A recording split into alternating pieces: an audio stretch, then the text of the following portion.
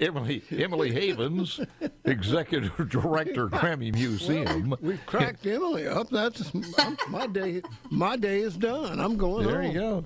How are things in the beautiful Delta city of Cleveland, Mississippi? Things are going really good here. We have been busy with visitors and with school groups, and the weather's beautiful, and it's a great day to be here in Cleveland for sure. The upcoming summer programs, I want to talk about that and touch on that one first of all. Tell me a little bit about that.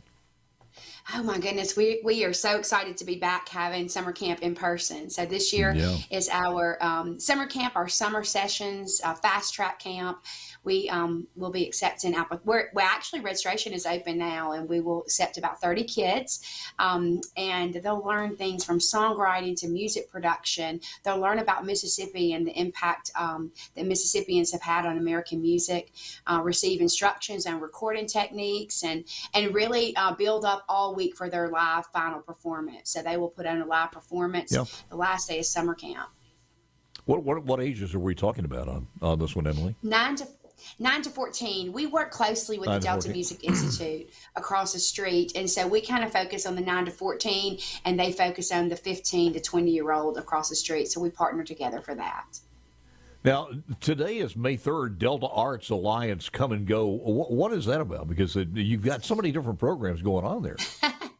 We, education is at the heart of what we do here in the museum. And so being able to do a teacher appreciation, administrative appreciation, even school staff appreciation today in partnership with Delta Arts Alliance and the Chamber of Commerce. Our event today is at Delta Arts Alliance, and so it'll be a come and go. We'll have teacher gift, we'll have a reception style food and drink, and hopefully get some great feedback from the teachers and just show them how much we appreciate the prizes and gifts, because we certainly appreciate everything that teachers do throughout the year for our students across the entire state.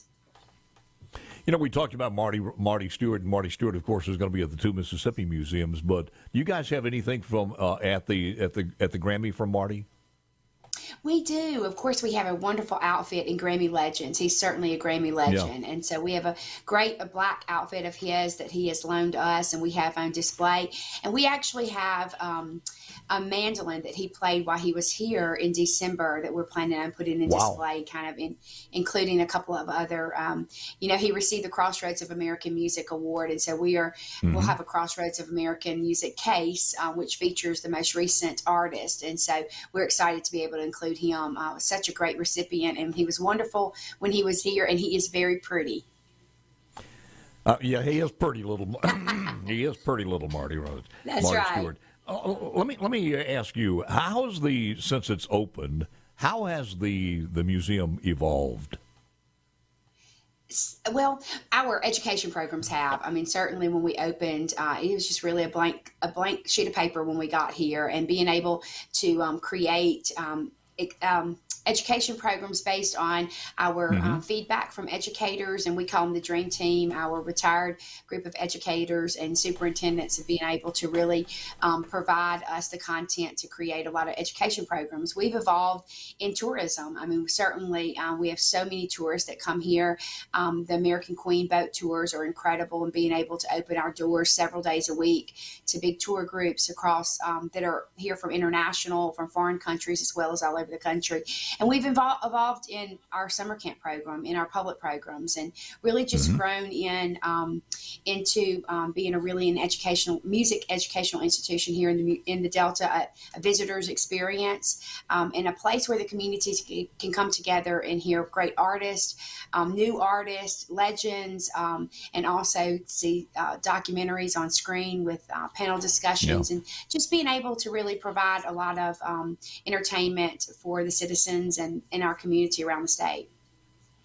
Cleveland is definitely a bright spot in the Mississippi Delta, and more cities are trying to be, but it is good to see people coming from other places in the world, and they have a chance to come to see the historic Mississippi Delta, and also see a hometown like Cleveland, Mississippi, and the state-of-the-art in many different things, a vibrant downtown, educational system, et cetera, et cetera. But I guess if you put it in your book, you look at the people they've come from just about every corner of the world, have they not? They have. We've had visitors from 48 foreign countries. But, just last week with the American Queen tour, had the pleasure of just meeting so many people from France and from England. And they were so excited to see. They said they always have heard of Southern hospitality, but they now know it really exists. And they experienced here in Cleveland. And hopefully those kind of visitors will come back and explore our state by car and visit all the great, stops and all the great towns and cities along Highway 61, the Blues Trail. They're so interested in the Blues Trail and obviously our musical history. You also look at what that's done for the downtown area and for the businesses in there, and it's just hard to calculate how important that is. Every little incremental thing, however, adding a Grammy was not a little incremental thing. It was a big deal, and it's paying off in the downtown area. Yeah, yesterday it really. I was interviewing. We had a young lady here from Oregon State who interviewed for a internship, which I think is very interesting. And so, after our interview, we kind of showed her around the Delta and around Cleveland specifically, and she, it really made me think about the things she said. What all was here before the Grammy Museum, and certainly there was a lot. But when we look at a couple of the spaces, like the Western, there's a shopping center west of the museum, the Lyric that's west of the museum, the Cotton House that's downtown, along with some other businesses. They were after the Grammy Museum. And so it really started, making me point out and realize just the impact that the museum has had and businesses that have certainly opened up to be able to cater and to host all the visitors that are coming from all over.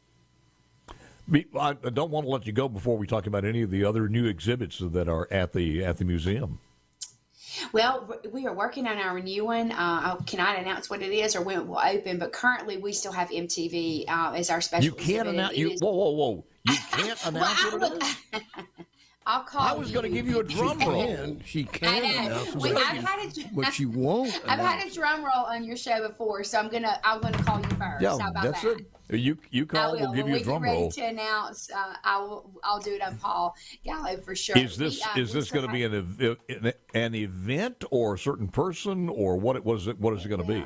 It will be honoring a Mississippian. So we're really excited. Very good. Very good. So it'll be a great exhibit. But right now we are still rocking and rolling it with MTV. It is still very popular, and people are still coming from all over to experience MTV. So if you have not seen it, please come see it.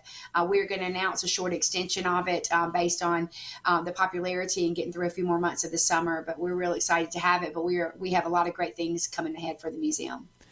Yeah, you start thinking about that, then you start thinking about the age demographics, and those age demographics of people who have been a fan of MTV are getting up there in age now. It has been a while. Yeah, come on, since. Look, I've seen so many people. Go ahead, I'm sorry. Go ahead.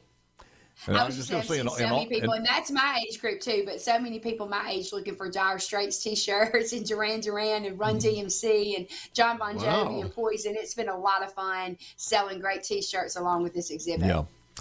What is the next big event coming up as far as the city of Cleveland or the Grammy Museum for the summer, late spring or summer? There's several festivals downtown. There's Cleveland has a couple of Poor Mississippi festivals, and there's a few music festivals, of course. The museum, we have a lot of Fitbeat coming up this month. We are launching a sensory program, a sensory-friendly program this month for classrooms and special education, and we're excited to be a part of that and provide that program here at the museum. And I think that as far as it goes, there's just a lot of live music and a lot of things going on here in Cleveland.